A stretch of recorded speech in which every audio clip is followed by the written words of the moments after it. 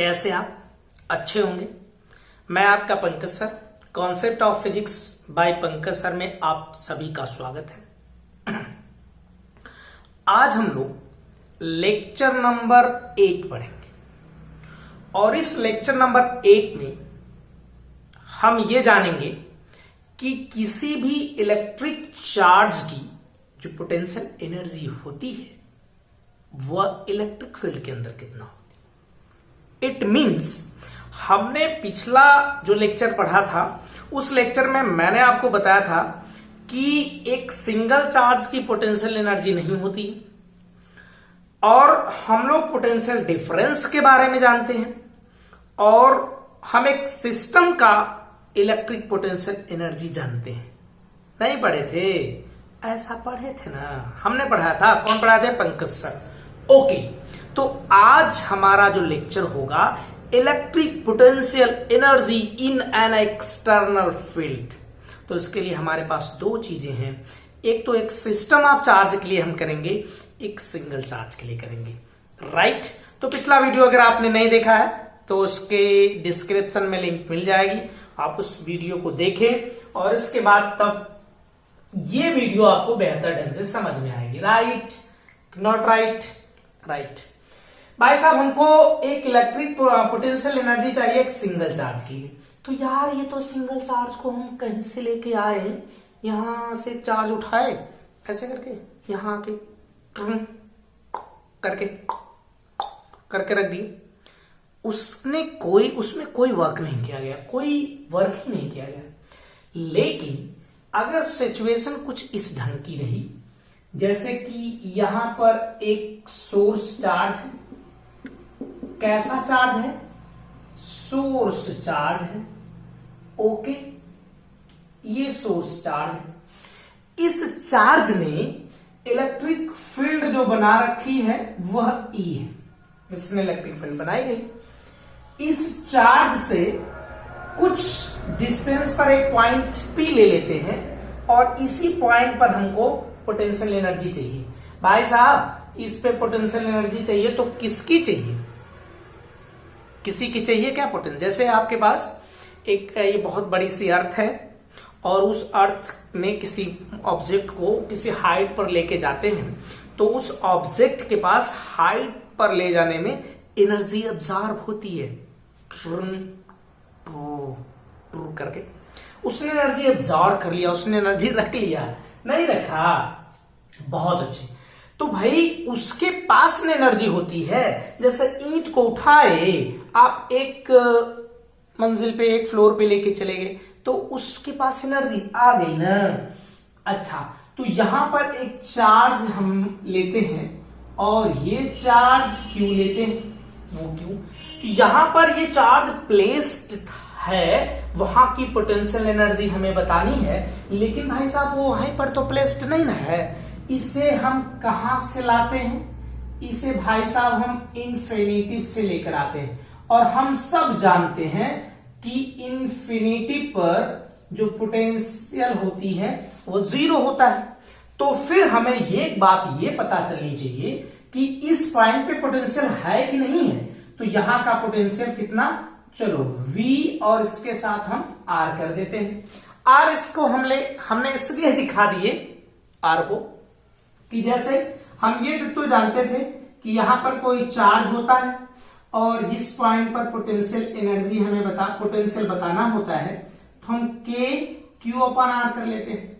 अच्छा जी, इसी चार्ज के लिए अगर इस डिस्टेंस की वैल्यू बदलती है तो यहां का पोटेंशियल बदल जाएगा। तो यानी कि जो पोटेंशियल है वो इस R पे डिपेंड है, मतलब R बदली तो पोटेंशियल बदल जाएगी। जाहिर सी बात है। हाँ जी, तो इस पोटेंशियल को हमने V/R कर दिया। ओके, अब क्या करना है? कुछ नहीं करना है, कुछ भी नहीं सोचना है। इस चार्ज को इनफाइनाइट से इस पॉइंट पे लाएंगे और जैसे उस पॉइंट पे आ जाएगा तो हम तुरंत कह देंगे कि वो जो वर्क डन है वही पोटेंशियल एनर्जी हो गई है। वही पोटेंशियल एनर्जी में क्या हो गया है? स्टोर्ड हो गया है। ओके, तो थोड़ी सी हम लैंग्वेज लिखना सीखते हैं। हम थोड़ा सा लिखेंगे इसमें सोचने के लिए। जैसे देखो भाई, V हम क्या करने जा रहे हैं भाई?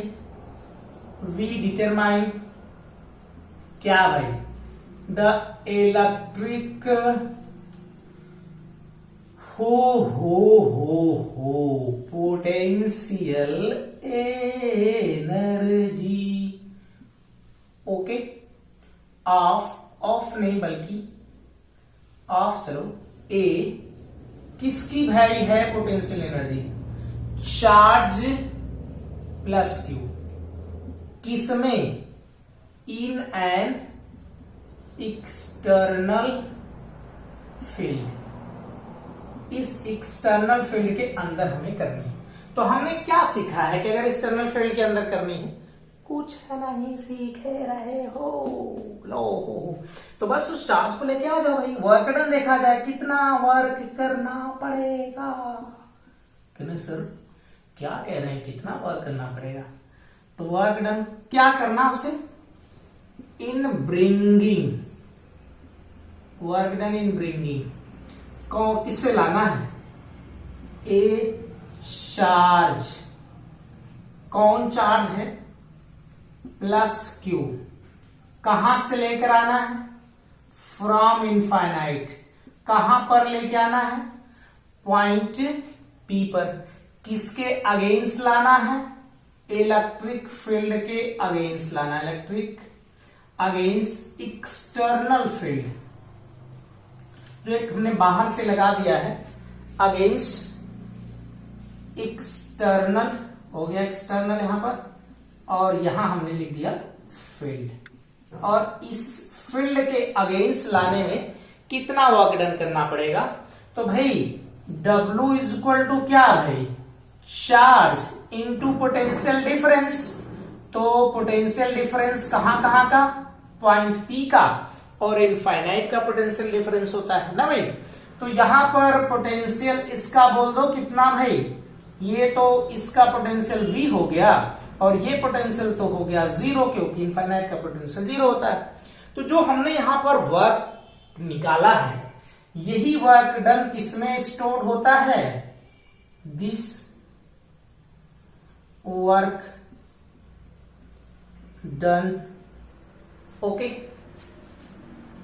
इज स्टोर्ड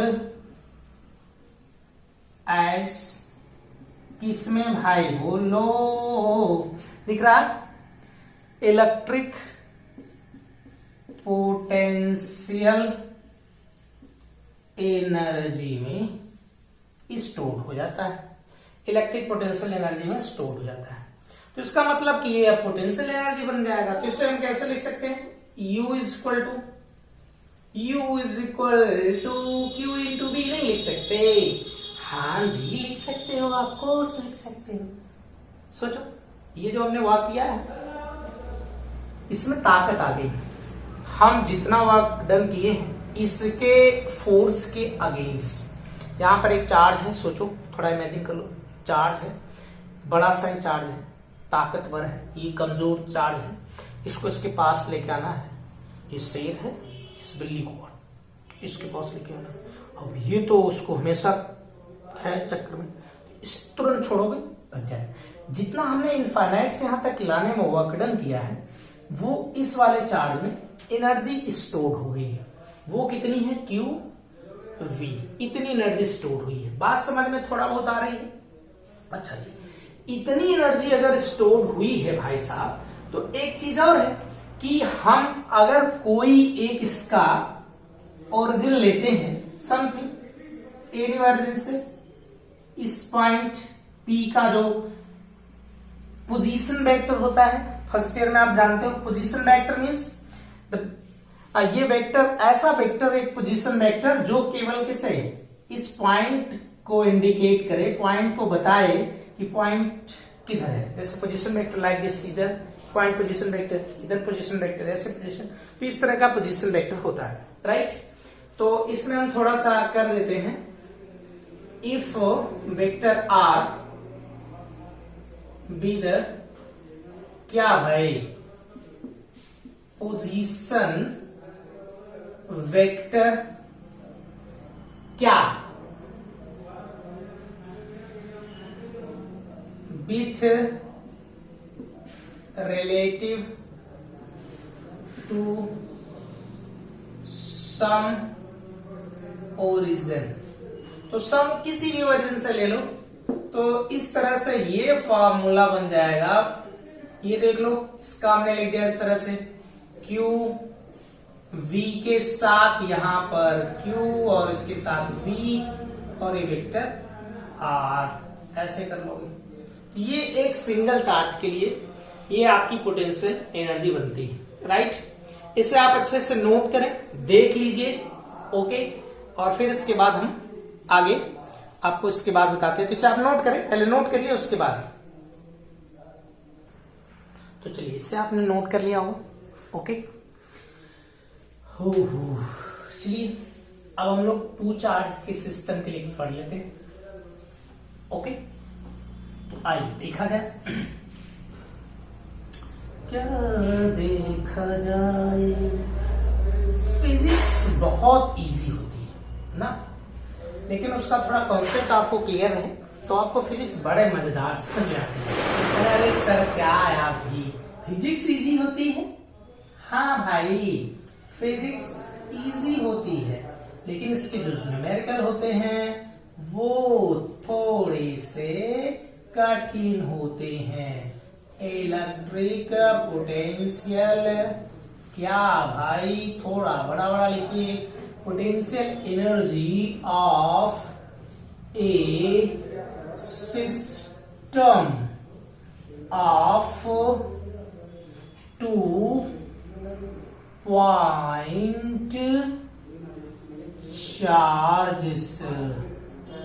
हमें अभी की 2 पॉइंट चार्ज के लिए पोटेंशियल एनर्जी फाइंड करनी है, ओके। अभी तक तो एक के लिए देखा, तो 2 के लिए भी एक सोर्स चार्ज चाहिए ना। तो यहां पर एक कौन सा चार्ज है? सोर्स चार्ज है। ये इसलिए सोर्स चार्ज हम दिखा रहे हैं यहां पर कि इसने इलेक्ट्रिक फील्ड यहां क्रिएट की हो, बनाई हो। और अगर सोर्स चार्ज नहीं रहता तो इलेक्ट्रिक फील्ड नहीं होती। तो हम किसी चार्ज को लेकर जब आते तो पहली बार तो कोई वर्क डन नहीं होता। सिस्टम ऑफ चार्ज, तो यहां पर हमने एक सिस्टम दिखा दिया चार्ज का, ओके। इस चार्ज को Q1, इस चार्ज को Q2। इतना गंदा कीटी बना रहे, बड़ा का कीटी बना रहे। यहां पर देखिए ध्यान से, ये अगर एक इलेक्ट्रिक फील्ड है, यहां पर इलेक्ट्रिक फील्ड क्रिएट करता है, तो जहां से इस दोनों पोर्शन पे, दोनों पॉइंट है ए बी सी जो भी आप कह लो, इस पॉइंट पर फील्ड तो बनेगी बनेगी।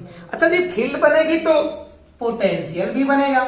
तो इस वाले पोटेंशियल को हम कह देते हैं VR1। देखिएगा ध्यान से वहां पर, इसको हम कह देते हैं VR2। घबराना नहीं है, वो पोटेंशियल एक चार्ज के लिए बनना जो इसकी डिस्टेंस जो है, यहाँ का पोजीशन है वो अलग अलग है, इसलिए उसको हमने अलग अलग कर दिया, VR1 VR2 ऐसे कर दिया। ये जब इनको असेंबल किया गया था, वो charge assemble some part of distance, तो इतना डिस्टेंस में आपने इसको जब असेंबल किया, इसको एक सिस्टम तैयार किया, तो इसको आपने R डिस्टेंस रख दिया। तो इस सिस्टम तो दिख तो रहा है इस तरह का, लेकिन सोचो ऐसा था क्या? नहीं था भाई, ऐसा पहले नहीं था ना। पहले आप एक जैसे बाल्टी में पानी भरना है तो ऐसा तो नहीं होगा कि खट से भर गया। यहाँ पर एक सिस्टम बनाना है। मैंने वैसे बोलिए कि नहीं, ये इससे कैसे ताल्लुक रखता है बाल्टी वाला पानी वाला एग्जाम्पल सबने गलत दे दिया, बस ऐसे। तो इसे हम कहां से लेके आते हैं? इनफाइनाइट से। क्यों इनफाइनाइट से लेके आ रहे हो? क्योंकि यहाँ का पोटेंशियल 0, इसलिए इनफाइनाइट से लेके चले गए। उसको लेके आए हो, पहली बार हम किससे लेके आएंगे? उससे लेकर आएंगे। ध्यान दीजिएगा, जब ये नहीं था, अब यहां कॉन्सेप्ट है, क्लियर ढंग समझिए। जब ये नहीं था, तो जब ये यहां से इनफाइनाइट से Q1 चार्ज यहां आएगा, तो उसका अपोज करने वाला कौन रहेगा? केवल यहां का एक्सटर्नल फील्ड रहेगी, नहीं रहेगी, एक्सटर्नल फील्ड रहेगी। ये पहले है, इसको हम इनफाइनाइट से लेकर आते हैं पॉइंट P पर, पॉइंट यहां पर रखते हैं, इस पॉइंट चार्ज को इनफाइनाइट से लेकर। तो पहले ये तो था नहीं, तो इसको अपोज करने वाला यही होगा। ओके जी। फिर दोबारा जब हम इस वाले चार्ज को यानी Q2 को भी कहां से लेके आते हैं, इनफाइनाइट से लेके आते हैं, तो ध्यान समझिए, अब इसका अपोज करने वाले दो लोग हैं, दो बदतमीज लड़के हैं जो इसका अपोज करते हैं। एक तो ये है, जब ये पहले से यहां आके विराजमान हो गया तो इसको नहीं आने देगा, रिपल करेगा। एक ये एक्सटर्नल फील्ड भी नहीं आने देगी उसको, पहले से जो लगी हुई है। तो इसको किसके किसके अगेंस्ट वर्क करना पड़ेगा, इस वाले चार्ज को इस इलेक्ट्रिक फील्ड के अगेंस्ट और इस Q1 चार्ज के अगेंस्ट वर्क करना पड़ेगा। नहीं समझ में आ रहा, अगेंस्ट वर्क डन करना पड़ेगा ना। तो थोड़ा सा ये लिखते हैं, फिर उसको हम धीरे धीरे, ये आपको समझ में आया। जब इससे लेकर आएंगे तो एक वर्क डन होगा जो एक्सटर्नल फील्ड के अगेंस्ट किया जाएगा करके। जब ये आएगा तो दो,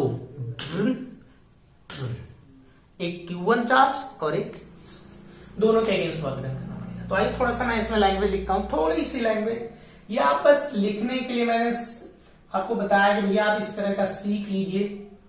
okay, let VR1 and VR2 be the क्या भाई, इलेक्ट्रिक पोटेंशियल ऑफ ए, किसका, electric field E, electric field E, okay, having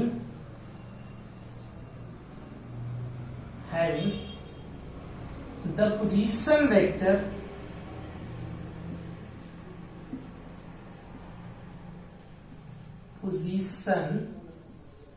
vectors क्या भाई, R1 एंड R2। ओके, हमने ऐसा कंसीडर कर लिया कि यहां से इसकी पोजीशन R1 है, इसकी पोजीशन R2। ओके, और ये इस इलेक्ट्रिक फील्ड की पोजीशन है, तो इसके लिए यहां पर पोटेंशियल बन रहा है VR1, इसके लिए यहां पोटेंशियल बन रहा है VR2। ओके, तो पहली मर्तबा हम किसको लेकर आएंगे, उस Q1 को लेकर आएंगे। तो हम यहां पर क्या करेंगे, वर्क डन लिखेंगे, वर्क डन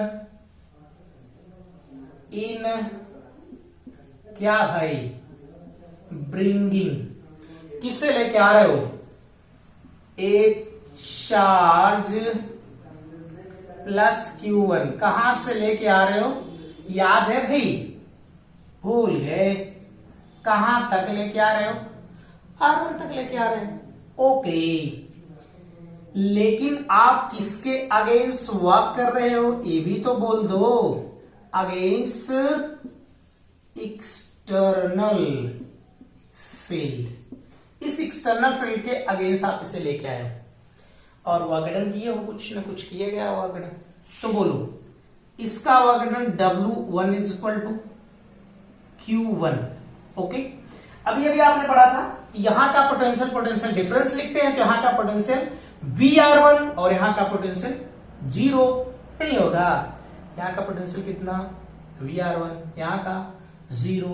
तो क्या करोगे, हर बार नहीं सोचोगे, इतना कर लोगे, इतना वर्कडन हो रहा है, कोई गलती परेशानी नहीं है, अच्छा लग रहा है। ओ सर क्या कह रहे हैं, अच्छा लगेगा, पढ़ाई किसी को अच्छा लगती है कि आपने बोल दिया हम आपकी वीडियो अब नहीं देखेंगे, नहीं भाई देख लो। Work done in bringing a charge, बोलो किसको, Q2 को लेके आना है, याद है कहां से कहां तक, from 0 to R2। Okay, against किसके, एक्सटर्नल, यहां नहीं लिखेगा तो इधर लिख देते, दिख रहा हो, अगेंस्ट एक्सटर्नल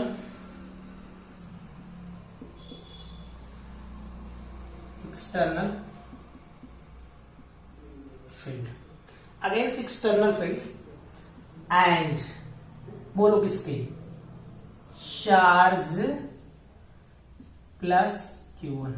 हमें यहां पर दो तरह का काम करना और करना पड़ेगा, एक किसके अगेंस्ट, एक इस वाले के अगेंस्ट तो करना ही पड़ेगा, इस वाले के, ऐसे समझो ये बेचारे ने ना, इसके एक दुल्हन है, एक आदमी की एक दुल्हन है पहले से शादी वाली, और ये इसने पहली बार एक गर्लफ्रेंड को ला दिया, फिर जबरदस्ती तो आ गई, फिर ये दोनों शायद साथी हो गए, लेकिन ये दूसरी गर्लफ्रेंड को जब लाने लगा क्या सर गर्लफ्रेंड, ये जब दूसरी गर्लफ्रेंड को यहाँ ला रहा था तो ये पहली वाली और इसकी जो शादी हुई थी ये दोनों मिलकर इसे क्या कर रहे हैं। अब ये आने के लिए इन दोनों के अगेंस्ट इसे वार करना पड़ेगा कि भाई नहीं हम रहेंगे, हम ज्यादा ताकतवर हैं तो चलो इसमें बताइए किसके किसके अगेंस्ट वर्क करना पड़ेगा। तो आपको याद है एक वर्क होगा अगेंस्ट किसके, बोलो, एक्सटर्नल फील्ड। ओके, फिर मैं इसे में लिख देता हूं ऐसे प्लस करके, प्लस एक वर्क होगा अगेंस्ट चार्ज प्लस Q1। दिख रहा है कि नहीं दिख रहा, नहीं दिख रहा, इसको रुक जाइए मिटा देते हैं, इधर का यही लिख देते हैं, इधर प्लस में कर देता हूं W against charge Q1। Okay, यहां पर देखिए दो वर्क डन किए जा रहे हैं। एक वर्क डन कैसा है कि एक वर्क डन जो है भाई वो एक सिंगल के लिए, एक दूसरा वाला इस वाले के लिए। तो भाई इसमें हम क्या करें, इसे मिटा देते हैं, इधर का ऊपर का मिटा दें, क्या दिक्कत है। तो टोटल वर्क डन कितना हो गया, फिर क्या खत्म कर दे, सब हटा दो, छोड़ना कितना टोटल वर्क डन, मतलब ये हो जाएगा भाई टोटल पोटेंशियल एनर्जी। साफ बात ये है क्योंकि वही work done total potential energy में स्टोर होता है, तो हम क्यों लिखे total potential energy, right. U equal to, बोलो इसमें कितने कितने वर्क डन है, एक तो ये बेचारा, एक तो ये, तो समथिंग ऐड कर लो दोनों को। अच्छा, ऐड कर दिए, इसकी बोलो कितना, Q1 V Q2 V R2 plus इसका बोलो दूसरा जो वर्क डन यहां पर किया जाएगा, ये वाला, ये कहोगे कौन सा वर्क डन होता है। दो चार्ज को जब लाते हैं, देखो यहां पर थोड़ी सी बात मैं आपको समझा देता हूं, को मिटा दो। जब दो चार्ज को असेंबल किया जाता है, हमने जानते हैं जैसे Q1 है, ये Q2 है, और इनके बीच की डिस्टेंस R12 है, समथिंग 1-2 के बीच। तो इनको असेंबल करने के लिए तो इसके अगेंस्ट जो वर्क करना पड़ता था 1/4 पाई पोटेंशियल एनर्जी न बनता था, Q1 Q2 अपॉन R12 ऐसा होता था इनके। तो वहां पर दो चार्ज थे, तो इनके लिए वर्क डन जो इस वाले के अगेंस्ट किया जाएगा इसके लिए, वो इतना वर्क डन हो, है ना। यहां पर R12 हो जाएगा, और ये हो गया आपका U। तो ये आपने ऐसा कर लिया, ऐसा। तो आइए हम लोग एक एनसीईआरटी का न्यूमेरिकल करते हैं। गर्मी बहुत ज्यादा है, देखो कितनी गर्मी हो रही है तो एक एनसीईआरटी का न्यूमेरिकल लेते हैं। पहले मैं न्यूमेरिकल स्पेल नोट करता हूं, फिर उससे सॉल्व किया जाएगा, राइट। ओके, तो आइए किया जाए। तो देखिए ये क्वेश्चन एक एनसीईआरटी का एग्जाम्पल है, उससे रिलेट क्वेश्चन है जो अभी आपने पढ़ा है, तो हम इसमें करते हैं क्वेश्चन। पहले एक पार्ट हम पढ़ते हैं, उसी को सॉल्व करते हैं, फिर दूसरा पार्ट बढ़ा जाएगा, उसके सॉल्व किए जाएगा। चलो भैया पढ़ते हैं। Determine the electrostatic potential energy of a system consisting of two charge 7 microcoulomb and -2 microcoulomb and with no external field, यहां पर एक्सटर्नल फील्ड नहीं लगाई गई है, और placed at -9 centimetre, 00 and +9 centimetre, 00 respectively. मतलब कि इसको थोड़ा सा हम समझते हैं। अच्छा, अब तक नहीं समझ रहे थे? हाँ समझते हैं।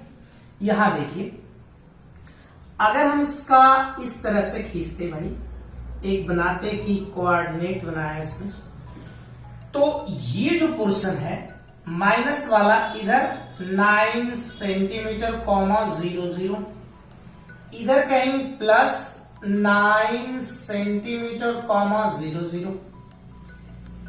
मतलब ये हुआ कि ये पोर्शन किधर है, ये देखिए ध्यान से, ये इसके इस लेफ्ट हैंड साइड है, ये इसके राइट हैंड साइड है।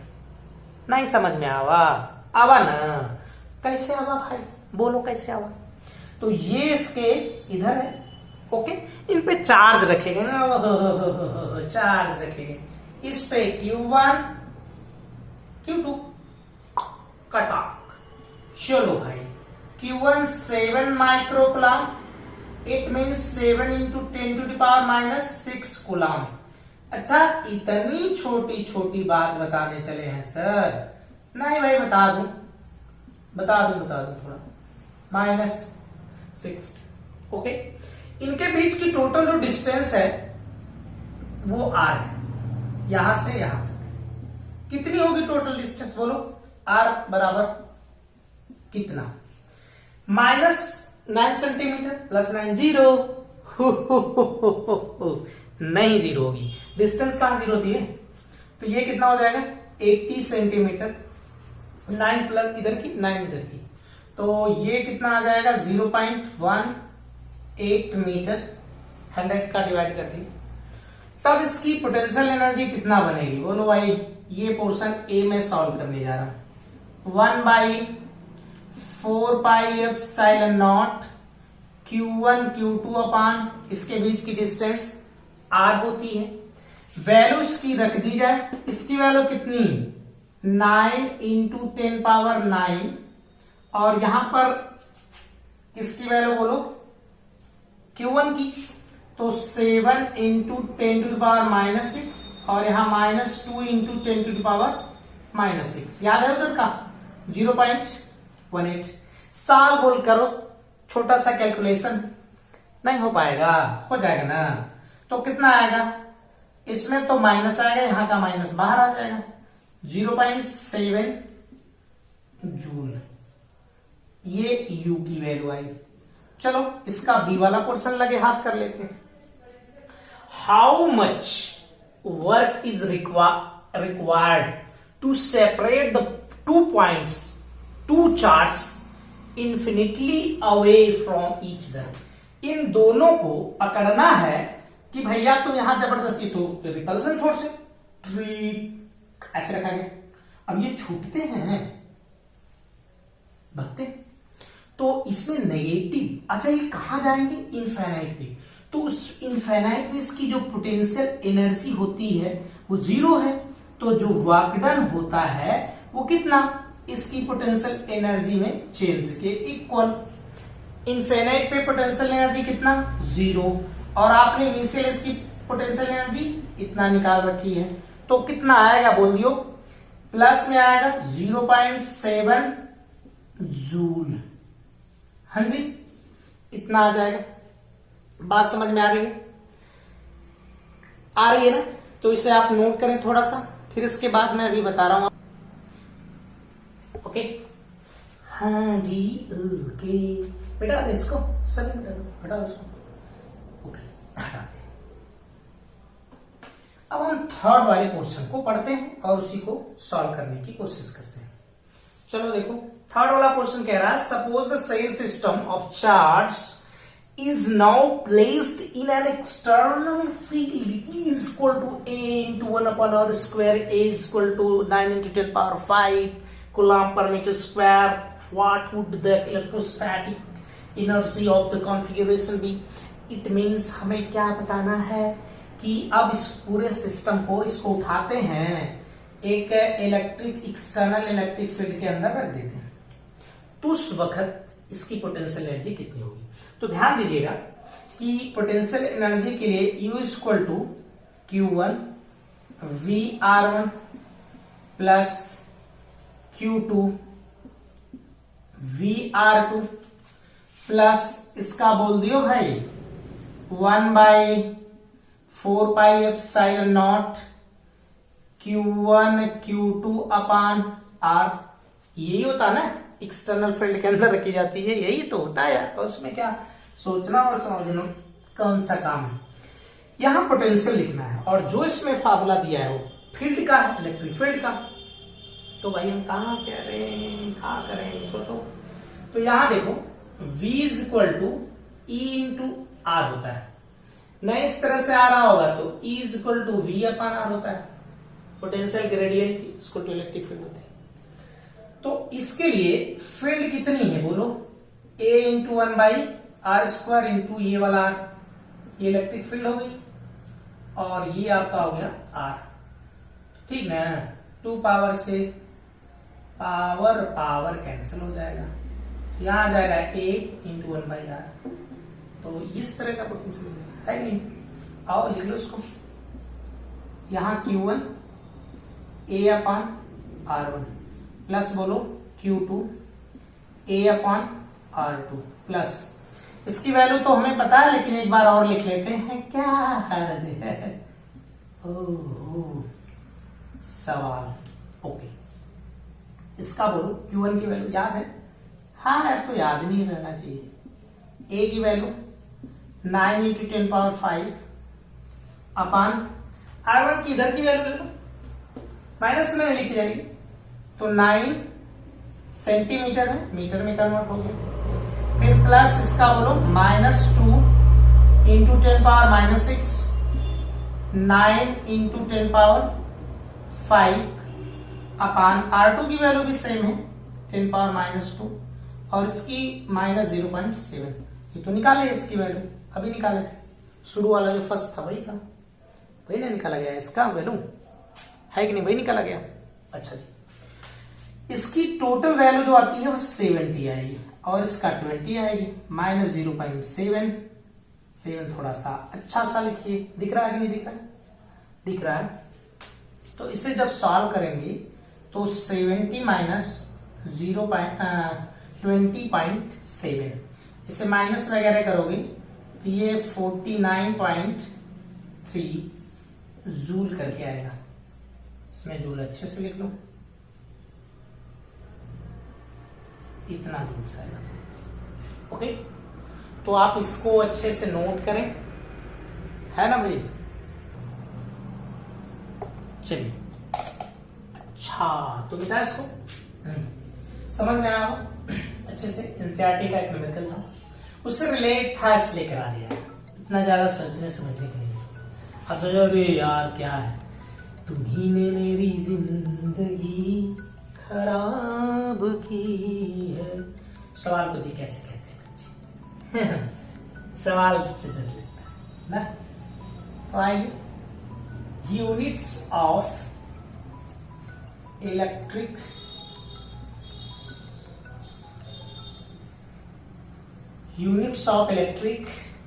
Potential energy.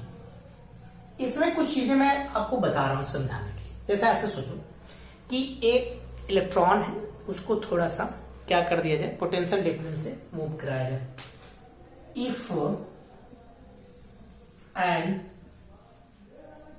Electron is moved, क्या कराया जाए, moved through a potential difference of 1 volt, 1 volt से उसे करा दिया। तो भाई साहब अगर उसका पोटेंशियल डिफरेंस में को से मूव कराया जाएगा तो उसकी पोटेंशियल एनर्जी में चेंजिंग आएगी, आएगी ना। ओके, पोटेंशियल एनर्जी में change in potential energy, change इन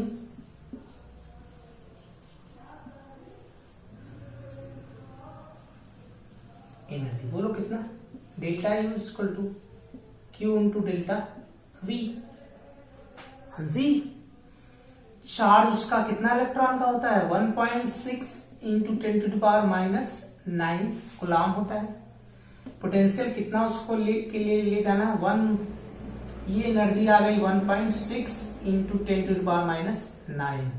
चूंकि एनर्जी है तो ये जूल हो जाएगी, इतना जूल। ओके, बात यहां ये है कि ये जो यूनिट है, this is used unit of energy. किस में यूज की जाती है ज्यादातर, तो ये इन एटॉमिक फिजिक्स, इस यूनिट को हम लोग एटॉमिक फिजिक्स में यूज करते हैं और इसे कहते क्या है, is called electron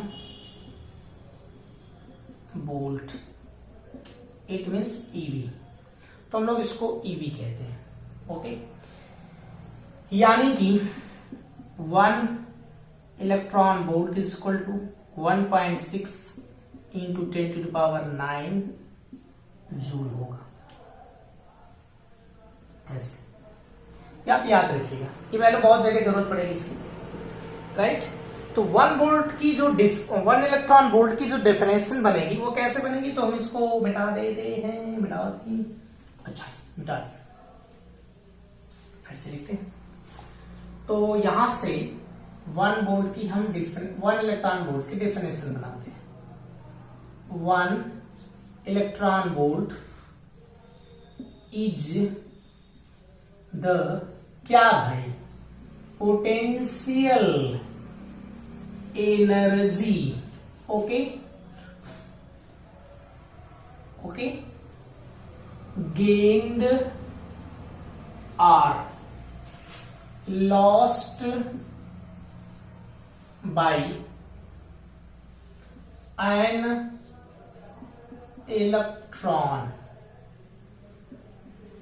in moving a potential difference of 1 volt। यानी कि किसी भी इलेक्ट्रॉन को अगर 1 वोल्ट के पोटेंशियल से उसे क्या कर दिया जाए, उसे 1 वोल्ट के पोटेंशियल से उसे मूव कराया जाए, तो इलेक्ट्रॉन या तो लॉस कर सकता है एनर्जी, जितनी लॉस करेगा या जितनी गेन करेगा वही कहलाएगा 1 इलेक्ट्रॉन वोल्ट। तो 1 इलेक्ट्रॉन वोल्ट से रिलेट कुछ वैल्यू आप याद रखिएगा। 1 milli electron volt, small M लिखा है तो मिली हो गया, 10 पावर माइनस 3 इलेक्ट्रॉन वोल्ट, फिर उसे कन्वर्ट कर लीजिए 1.6 इंटू 10 पावर माइनस 3 पावर उसमें ऐड हो जाएगी, तो कितना आ जाएगा 22 जूल, राइट ना राइट। फिर इसमें 1 किलो इलेक्ट्रॉन वोल्ट, 10 पावर 3 जो होगी वो प्लस में नहीं होगी, अरे होगी भाई, इसमें 3 पावर माइनस हो जाएगी, 9 में से 3 पावर 19 में से 3 पावर माइनस 16 बच जाएगा, पावर और माइनस कर लेना यार। 1 million electron volt, 10 power 6 electron volt, it means 1.6 into 10 power minus 3 joule, 6 power निकल जाएगा। ओके, 1 जीगा इलेक्ट्रॉन, इसको जीगा में गीगा पढ़ते हैं, ऐसा लिखा होता है, तो 10 power 9 electron volt, 1.6 into 10 power, इसमें से 9 पावर निकल जाएगी तो 10 बच जाएगा, और इसके बाद 1 tera electron volt is equal to 10 power 12 electron volt, 1.6 into 10 power minus 7 बच जाएगा जूल। इसे टेरा पढ़ते हैं, ठेरा ठेरा ठेरा शुरू। ओके, तो इस तरह से ये आज का लेक्चर खत्म होता है और आप बढ़िया से देखिए। ओके, हम मिलेंगे नेक्स्ट लेक्चर में। तब तक के लिए क्या बोले, good afternoon, good night, okay, good morning, ऐसा समथिंग। Okay, thank you.